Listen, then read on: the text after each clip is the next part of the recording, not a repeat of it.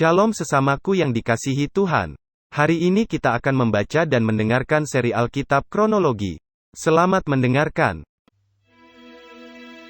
Ahaz berumur 20 tahun pada waktu ia menjadi raja. Dan 16 tahun lamanya ia memerintah di Yerusalem.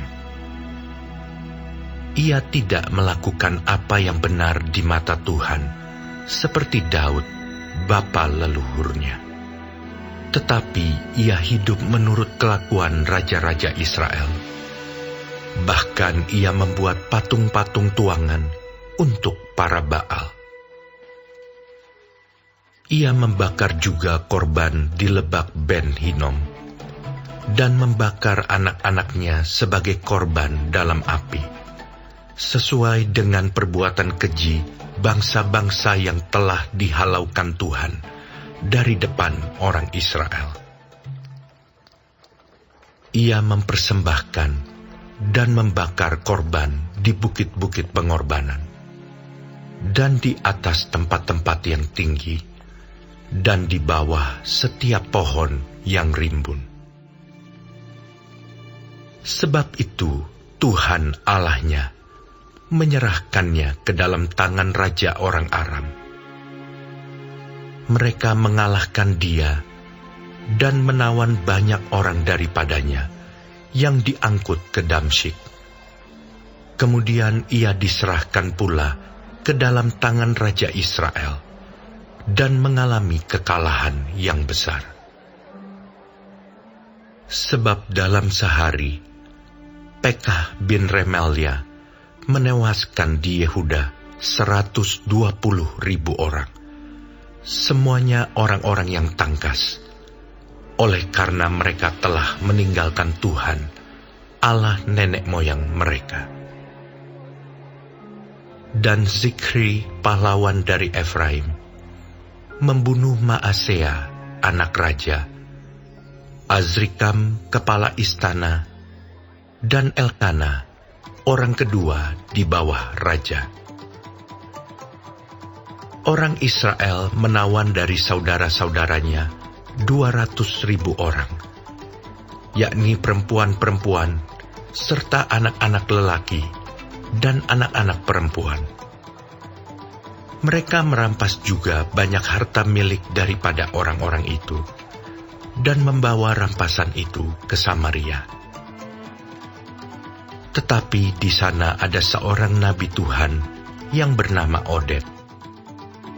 Ia pergi menemui tentara yang pulang ke Samaria dan berkata kepada mereka, "Lihatlah, karena kehangatan murkanya kepada Yehuda, Tuhan Allah nenek moyangmu menyerahkan mereka ke dalam tanganmu, dan kamu telah mengadakan pembunuhan di antara mereka dengan kegeraman yang sampai ke langit.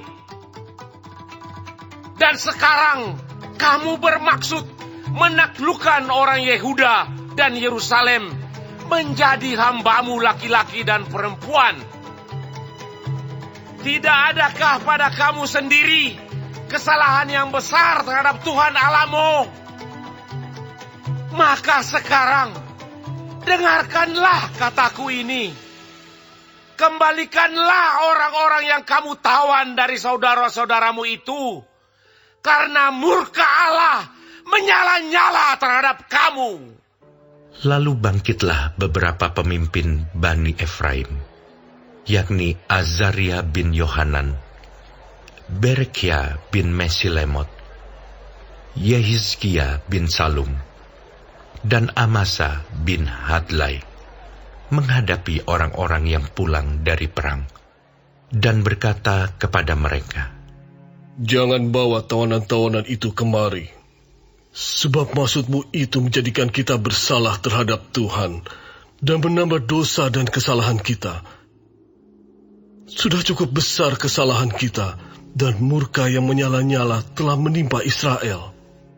Lalu orang-orang yang bersenjata itu meninggalkan tawanan dan barang-barang rampasannya di muka para pemimpin dan seluruh jemaah. Dan orang-orang yang ditunjuk dengan disebut namanya bangkit, lalu menjemput para tawanan itu.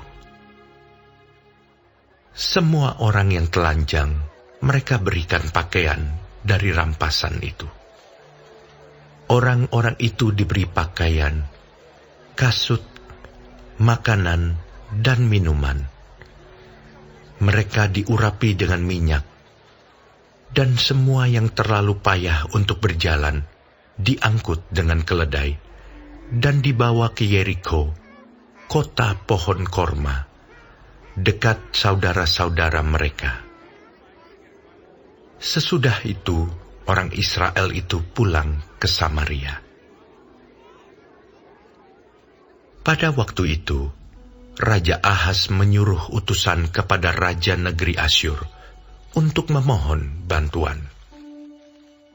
Karena orang Edom telah datang pula dan mengalahkan Yehuda serta mengangkut tawanan-tawanan.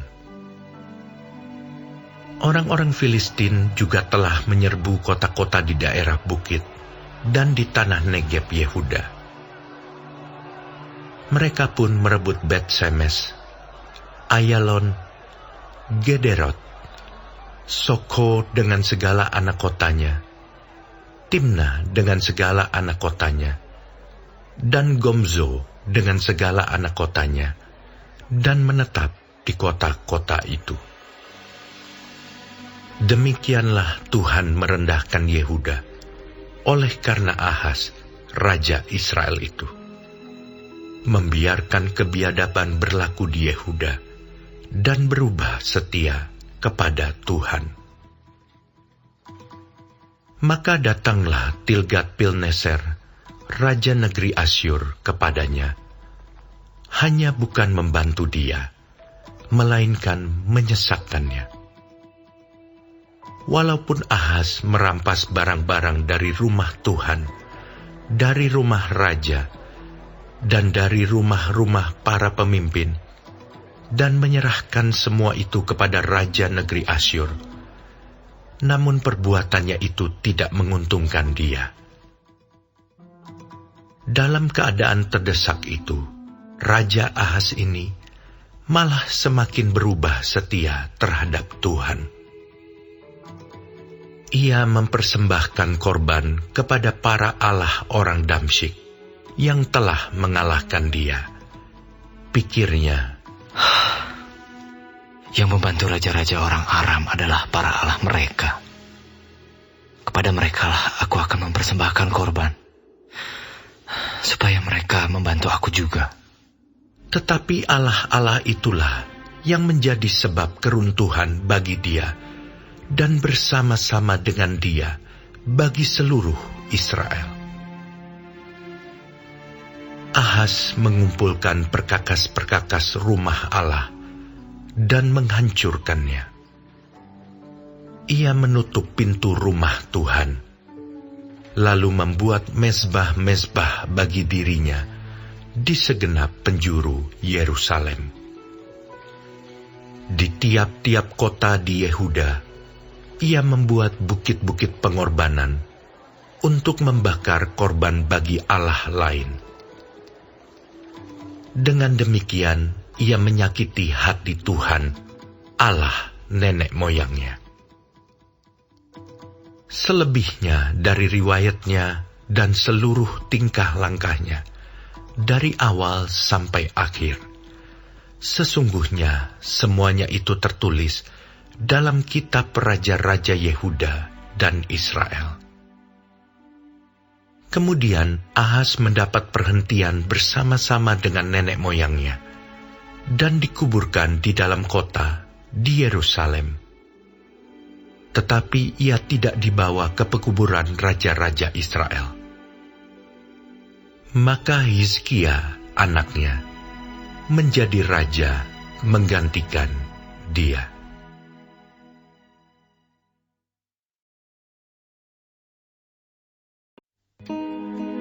Dalam tahun ke-17 zaman Pekah bin Remalia, Ahaz anak Yotam Raja Yehuda menjadi raja.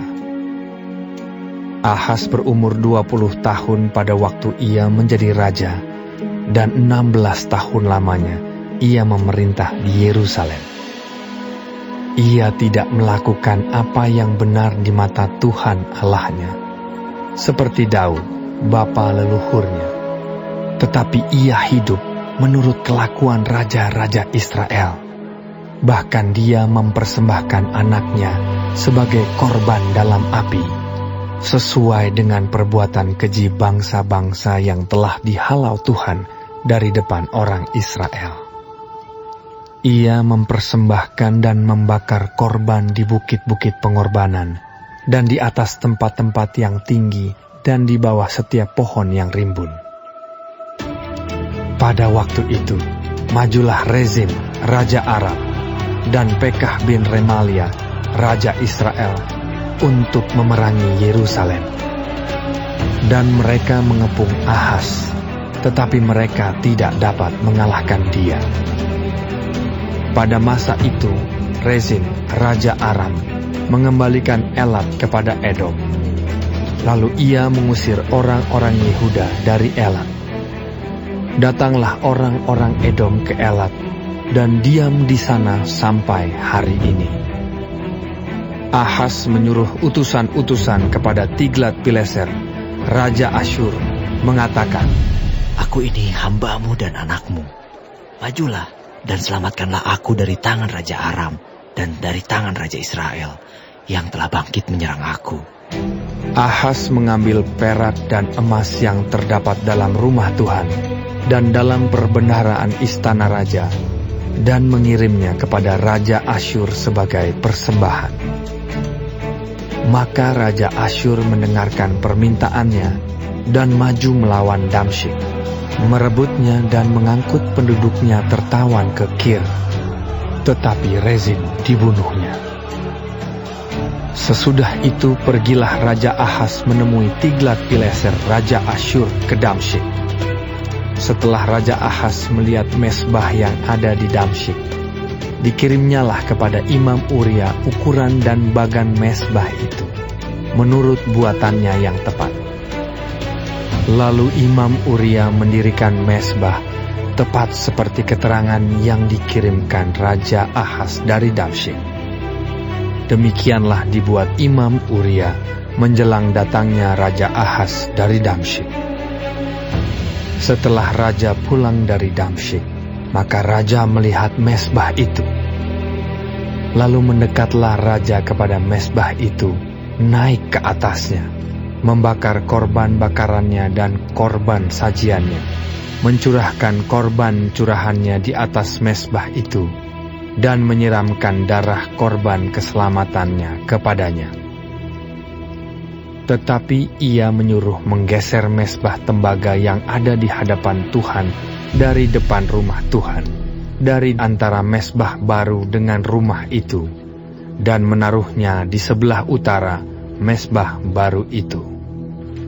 Kemudian Raja Ahas memerintahkan kepada Imam Uria, Bakarlah di atas mezbah besar itu korban bakaran pagi, korban sajian petang, juga korban bakaran dan korban sajian raja. Lagi korban bakaran dan korban sajian dan korban-korban curahan seluruh rakyat negeri. Dan siramkanlah kepadanya segenap darah korban bakaran dan segenap darah korban sembelihan. Tetapi mezbah tembaga itu adalah urusanku. Lalu Imam Uria melakukan tepat seperti yang diperintahkan Raja Ahas. Setelah itu Raja Ahas memotong papan penutup kereta penopang dan menyingkirkan bejana pembasuhan dari atasnya. Juga laut itu diturunkannya dari atas lembu tembaga yang mendukungnya dan ditaruhnya di atas alas batu.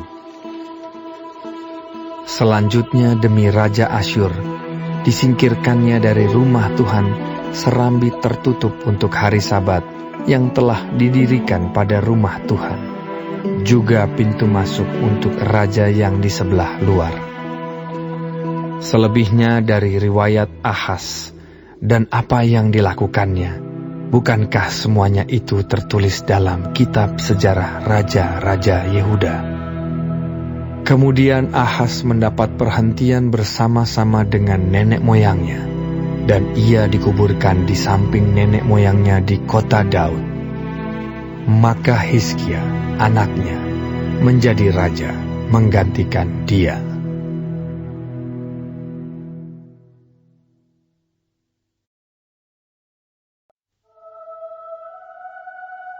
Dalam tahun ke-12 zaman Ahaz, Raja Yehuda, Hosea bin Ela menjadi raja di Samaria atas Israel. Ia memerintah 9 tahun lamanya. Ia melakukan apa yang jahat di mata Tuhan, tetapi bukan seperti raja-raja Israel yang mendahului dia. Salmaneser, Raja Asyur, maju melawan dia. Hosea takluk kepadanya, serta membayar upeti.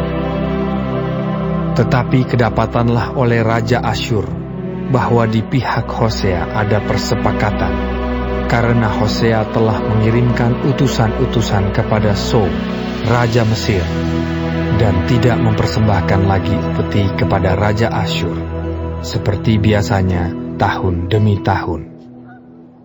Sebab itu Raja Asyur menangkap dia, dan membelenggu dia dalam penjara.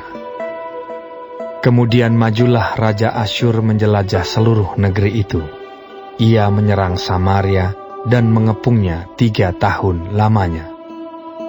Dalam tahun ke-9 zaman Hosea, maka Raja Asyur merebut Samaria. Ia mengangkut orang-orang Israel ke Asyur ke dalam pembuangan dan menyuruh mereka tinggal di Halah, di tepi sungai Habor, yakni sungai negeri Gozan, dan di kota-kota orang Madai. Hal itu terjadi karena orang Israel telah berdosa kepada Tuhan Allah mereka, yang telah menuntun mereka dari tanah Mesir, dari kekuasaan Firaun, Raja Mesir, dan karena mereka telah menyembah Allah lain, dan telah hidup menurut adat istiadat bangsa-bangsa yang telah dihalau Tuhan dari depan orang Israel, dan menurut ketetapan yang telah dibuat raja-raja Israel. Dan orang Israel telah menjalankan hal-hal yang tidak patut terhadap Tuhan Allah mereka. Mereka mendirikan bukit-bukit pengorbanan dimanapun mereka diam, baik dekat menara penjagaan maupun di kota yang berkubu. Mereka mendirikan tugu-tugu berhala dan tiang-tiang berhala di atas setiap bukit yang tinggi dan di bawah setiap pohon yang rimbun. Di sana, di atas segala bukit itu, mereka membakar korban seperti bangsa-bangsa yang telah diangkut Tuhan tertawan dari depan mereka. Mereka melakukan hal-hal yang jahat, sehingga mereka menimbulkan sakit hati Tuhan. Mereka beribadah kepada berhala-berhala, walaupun Tuhan telah berfirman kepada mereka, "Janganlah kamu berbuat seperti itu." Tuhan telah memperingatkan kepada orang Israel dan kepada orang Yehuda dengan perantaraan semua nabi dan semua tukang tilik. Berbaliklah kamu daripada jalan-jalanmu yang jahat itu, dan tetaplah ikuti segala perintah dan ketetapanku, sesuai dengan segala undang-undang yang telah kuperintahkan kepada nenek moyangmu, dan yang telah kusampaikan kepada mereka dengan perantaraan hamba-hambaku, para nabi. Tetapi mereka tidak mau mendengarkan, melainkan mereka menegarkan tengkuknya seperti nenek moyangnya yang tidak percaya kepada Tuhan Allah mereka. Mereka menolak ketetapannya dan perjanjiannya yang telah diadakan dengan nenek moyang mereka, juga peraturan-peraturannya yang telah diperingatkannya kepada mereka. Mereka mengikuti dewa kesia-siaan, sehingga mereka mengikuti bangsa-bangsa yang di sekeliling mereka, walaupun Tuhan telah memerintahkan kepada mereka, "Janganlah berbuat seperti mereka itu." Mereka telah meninggalkan segala perintah Tuhan, Allah mereka, dan telah membuat 2 anak lembu tuangan. Juga mereka membuat patung Asyera, sujud menyembah kepada segenap tentara langit, dan beribadah kepada Baal. Tambahan pula, mereka mempersembahkan anak-anaknya sebagai korban dalam api, dan melakukan tenung dan telaah, dan memperbudak diri dengan melakukan yang jahat di mata Tuhan, sehingga mereka menimbulkan sakit hatinya. Sebab itu Tuhan sangat murka kepada Israel dan menjauhkan mereka dari hadapannya. Tidak ada yang tinggal kecuali suku Yehuda saja. Juga Yehuda tidak berpegang pada perintah Tuhan, Allah mereka, tetapi mereka hidup menurut ketetapan yang telah dibuat Israel. Jadi Tuhan menolak segenap keturunan Israel. Ia menindas mereka dan menyerahkan mereka ke dalam tangan perampok-perampok, sampai habis mereka dibuangnya dari hadapannya. Ketika ia mengoyakkan Israel daripada keluarga Daud, maka mereka mengangkat Yerobeam bin Nebat menjadi raja. Tetapi Yerobeam membuat orang Israel menyimpang daripada mengikuti Tuhan, dan mengakibatkan mereka melakukan dosa yang besar. Demikianlah orang Israel hidup menurut segala dosa yang telah dilakukan Yerobeam. Mereka tidak menjauhinya, sampai Tuhan menjauhkan orang Israel dari hadapannya, seperti yang telah difirmankannya dengan perantaran semua hambanya, para nabi. Orang Israel diangkut dari tanahnya ke Asyur, ke dalam pembuangan. Demikianlah sampai hari ini. Raja Asyur mengangkut orang dari Babel, dari Kuta, dari Awa, dari Hamat dan Sefarwaim, lalu menyuruh mereka diam di kota-kota Samaria, menggantikan orang Israel. Maka orang-orang itu pun menduduki Samaria dan diam di kota-kotanya. Pada mulanya waktu mereka diam di sana, tidaklah mereka takut kepada Tuhan. Sebab itu Tuhan melepaskan singa-singa ke antara mereka, yang membunuh beberapa orang di antara mereka. Lalu berkatalah orang kepada Raja Asyur, bangsa-bangsa yang Tuanku angkut tertawan dan yang Tuanku suruh diam di kota-kota Samaria, tidaklah mengenal hukum beribadah kepada Allah negeri itu. Sebab itu dilepaskannyalah singa-singa ke antara mereka, yang sesungguhnya membunuh mereka, oleh karena mereka tidak mengenal hukum beribadah kepada Allah negeri itu. Lalu Raja Asyur memberi perintah, Suruhlah pergi ke sana salah seorang imam yang telah kamu angkut dari sana ke dalam pembuangan. Biarlah ia pergi dan diam di sana dan mengajarkan kepada mereka hukum beribadah kepada Allah negeri itu. Salah seorang imam yang telah mereka angkut dari Samaria ke dalam pembuangan pergi dan diam di Betel. Ia mengajarkan kepada mereka bagaimana seharusnya berbakti kepada Tuhan. Tetapi setiap bangsa itu telah membuat Allahnya sendiri dan menempatkannya di kuil di atas bukit-bukit pengorbanan yang dibuat oleh orang-orang Samaria. Setiap bangsa bertindak demikian di kota-kota yang mereka diami. Orang-orang Babel membuat patung Sukot Benot, orang-orang Kuta membuat patung Nergal, orang-orang Hamat membuat patung Asima, dan orang-orang Awa membuat patung Nibas dan Tartak. Orang-orang Sefarwaim membakar anak-anak mereka sebagai korban bagi Adramelech dan Anamelech, para allah di Sefarwaim. Di samping itu mereka berbakti kepada Tuhan dan mengangkat dari kalangan mereka imam untuk bukit-bukit pengorbanan.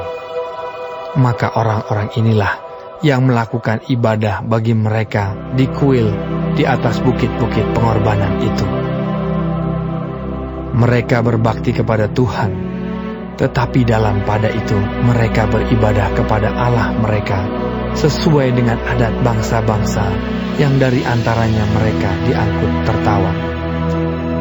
Sampai hari ini, mereka berbuat sesuai dengan adat yang dahulu. Mereka tidak berbakti kepada Tuhan dan tidak berbuat sesuai dengan ketetapan, hukum, undang-undang dan perintah yang diperintahkan Tuhan kepada anak-anak Yakub yang telah dinamainya Israel. Tuhan telah mengadakan perjanjian dengan mereka dan memberi perintah kepada mereka. Janganlah berbakti kepada Allah lain. Janganlah sujud menyembah kepadanya. Janganlah beribadah kepadanya. Dan janganlah mempersembahkan korban kepadanya.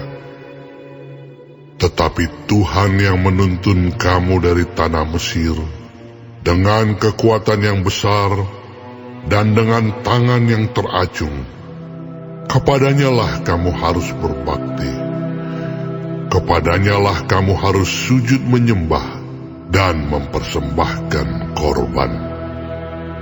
Tetapi kamu harus berpegang kepada ketetapan-ketetapan, peraturan-peraturan, hukum dan perintah yang telah ditulisnya bagimu, dengan melakukannya senantiasa dengan setia.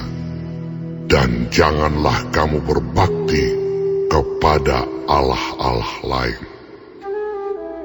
Janganlah kamu melupakan perjanjian yang telah kuadakan dengan kamu, dan janganlah kamu berbakti kepada allah lain, melainkan kepada Tuhan Allahmu.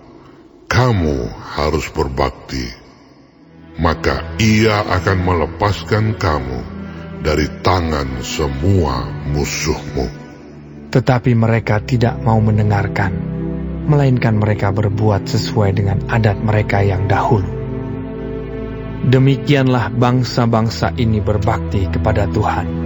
Tetapi dalam pada itu, mereka beribadah juga kepada patung-patung mereka.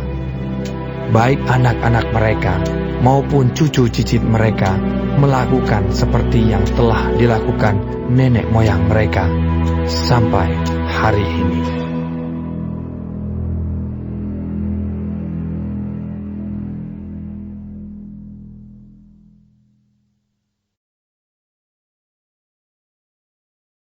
Hari ini kita telah mendengarkan seri Alkitab Kronologi. Tuhan Yesus memberkati.